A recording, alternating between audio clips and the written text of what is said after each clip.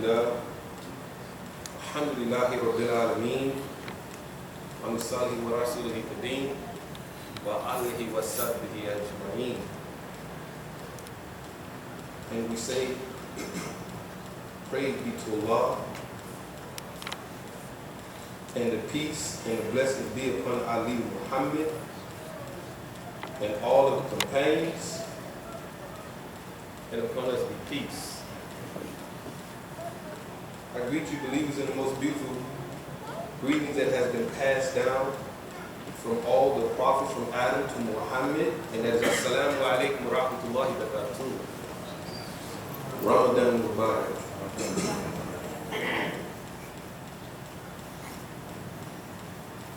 You know, it says in the Quran, a very beautiful surah, it talks about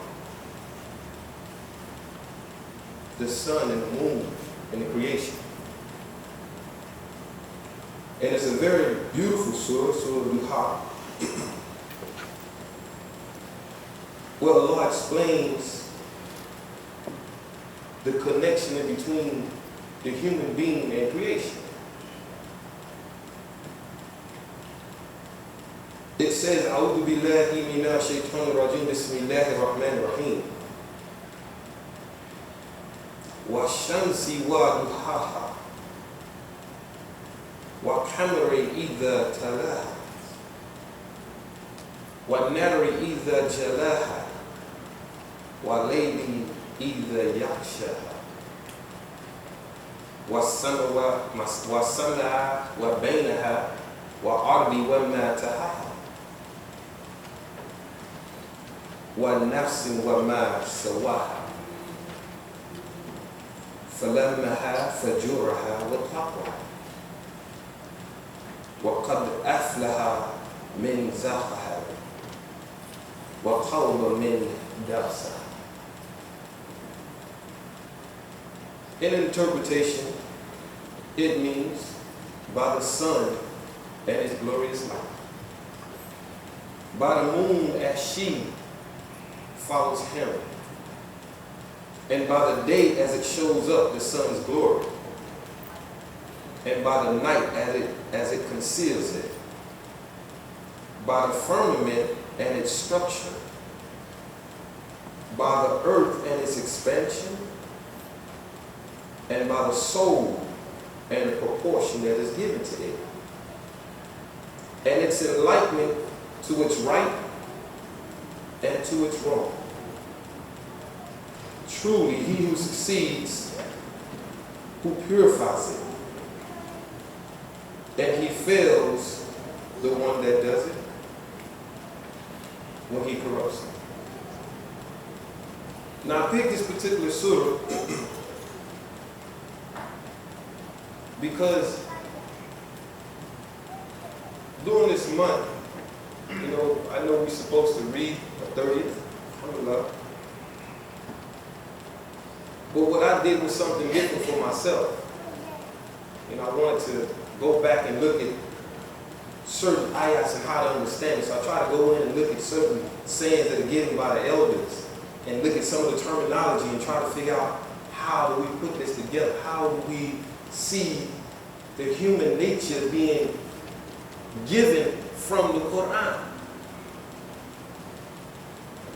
So in these first 6 ayahs of this surah, it explains that Allah gives us a very beautiful picture of the balance and the proportion of the universe, and how everything in it is perfect and properly proportioned. Now, some people say that if the earth was a little closer to the sun, that we would be too hot. And if it was a grain off, then we'd be too cold. So in other words, in this particular ayah, it says that everything has a perfect order in this creation. Just like Allah says that He has created you perfect. Complete yet incomplete. So there's a connection.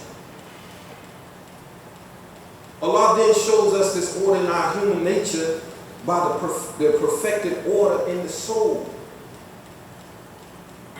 Then He says that He has shown us the potential Now, some people interpret fujur to be wrong, but fujur has many different explanations. To gush forth, to push out, to spread, to separate, to explore. But in some interpretations, they say that this is talking about a potential to do good, or a potential, we say taqwa, good conscience, or potential to do wrong. But I want to stop right there. Now, if we look at another part of the Quran, Allah relates, He says that when He made plans known to the angels, I want to try to connect this one, that He would place a Khalifa in the earth, and the response of those who were supposed to be submissive and are submissive, subhanAllah, the angels, they said, will you place another one in the creation that causes bloodshed on this earth? For those of us to read the Quran, we know that we don't question Allah, but this is something for us to look at. And Allah says, surely I know that which you know not, meaning I comprehend. I see that which you do not comprehend, that which you do not understand. Then the angels responded, they said, surely we have no knowledge, but what you have granted us. Then we are told that Allah created Adam, and He breathed into him His ruh, gave him His knowledge, the knowledge of nature, and brought him to the angels and commanded the angels to bow down to him, to submit to him. And all of them bowed down except Iblis. Now I know we know this particular story in the Quran. Iblis refused. His response in the Quran says that how should I bow to a creature which you have made from mud or from the clay, the dirt? It's a low origin. When you've made me from fire. So to bow down to that is beneath me, is below me. Why should I bow to this? And from that point in the Quran, we are told or shown that he became rebellious and set out to prove that Allah had made a mistake. His argument is that this creature, he's not worthy of a position. He's not worthy of the position in which you're placing him in. This is what Iblis says. He can't handle this position. And the Quran explains that Iblis set on his way to show that man was incapable of his responsibility. So now we have a picture. Now to understand this, look at the response that the angels gave to Allah subhanahu wa ta'ala. They said, are you going to make one who makes mischief and shed blood in the earth? This is a question for us to think about. The angels responded like that. Why? Because they had to see something that was incorrect, a bad potential. They did not see, as we understand as believers, they didn't see that. All they saw is, here you're given an animal, this thing given to an instinct, given to his Lord desires. He's nothing but a common animal, a common beast. This is what they saw. But Allah tells them, I know what you know not. So to understand that, we should look also at the animal world, the animal kingdom. Right? Because we're relating this surah to creation. So, when we look at the animal kingdom, we find they're locked into certain ways, certain instincts, certain lifestyles. That's their instinct. And for example, the lion, the bear, the snake, all of these by instinct, they kill. They don't have a rational portion there where they live off of instinct, so they kill when you violate space. The dog, when he's in heat and he won't sex you, you see the dogs, they jump right on top of each other, no problem.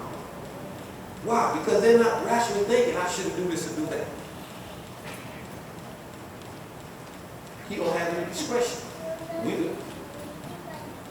The dog, when he wants to have anything, he doesn't show the discretion. He doesn't stop and say, let's go over here. He stops right there and he begins the process. But the human being, we have the same drives, the same nature, the same instincts, and the same desires that these animals have. But there's something that was given to us that wasn't given to them. So the angels are saying, are you going to place this creature? They're not seeing what Allah has blessed us with. They're saying, are you going to place this creature as something that rules in the earth? You're going to give him the ability to control? But what they didn't see is that the human being had an ability to act outside of the mold of what they saw. Only thing they saw was a beast and its instincts. A lot of times we don't think about the lion causing trouble because it kills when it's hungry or when it's threatened. And other than that, it sits there and it's peaceful. It doesn't mess with anything unless you do something to irritate it. Likewise with the snake. The cats, the dogs, the birds, they follow a certain pattern in creation. This is their worship. This is their battle. This is how they worship. They don't step outside of that. They follow a certain pattern of nature. And Allah has not given them that ability or capability to act outside of that particular mold or outside of that form in which He created them. But the human being, He gave us something special. So just like the angels did not see that good potential that Allah blessed us with, Iblis didn't see it neither. He didn't understand what Allah had did. So he rebelled against the decision. He made a decision to rebel against what Allah had commanded him to do. Now we know that we cannot go against what Allah said. Because after a while it catches up with you. Right? Even if you decide to rebel, it catches up with you. You know? But Satan says in the Quran, you want me to submit to this? You want me to get stuck to look and place this over me? When you created me a certain way? Now I'm going to go back to the ayahs in the Quran, where it relates. It said,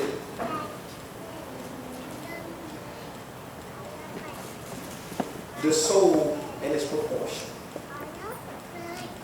We have to understand that this thing that makes us different, that distinguishes us, or distinguishes you and I from the dog, that distinguishes us from the bear, the tiger, the snake, or from our lower desires, this thing of creation that it takes away, that Allah has placed in us, that removes us from what the animals do, is what Allah has placed in us, which is the rules. The rule is His inspiration, a spark of light. This is what Allah placed us when He said, I blew somewhat of my essence. He placed a spark of light into the human's nature. It says in the surah, it says, وَقَدْ أَفْلَهَا مِنْ زَحْكَهَا. He who causes it to grow. Zakat, to grow. It also means to purify. It also means to spend on something. This is the one that is successful. This is the one that will succeed. And this is the one that will be purified. But the one that covers it, the one who hides it, he fails. This is what we have to understand. Allah in His Word has made everything in pairs. Everything has what is called two sides. There's a positive side in the creation, and we are in the creation, and there's a negative side in creation, and we're in creation. So as human beings, we have a positive side and a negative side. Now if you're looking at us like a battery, you miss it.